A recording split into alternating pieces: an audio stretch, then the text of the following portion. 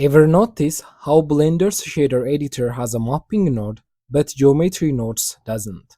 It is not a mistake, it is an opportunity. Today, I'm going to show you how to build your own custom mapping node in under 2 minutes. Let's dive in. Start with a new geometry node setup, add a vector math node and set it to add. This is the heart of your location control because moving an object is really just adding an offset to its coordinates. Group the node with Ctrl G, then drag the first socket to the group input and name it vector. Drag the second socket and name it location. Next, rotation. Add the rotate vector node, plug the output from your add node into the vector input, connect the rotation socket to your group input and call it rotation. Now you have got full control over your axis. Finally, scale. Add another vector math node, but set this one to multiply. Take the output from your rotation and plug it in.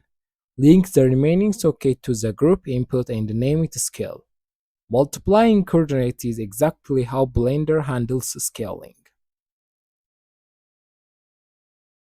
Rename the whole group to mapping, and as a bonus tip, to make this node available in every future projects, click the fake user or this shield icon, remove your object, and then remove unused data blocks.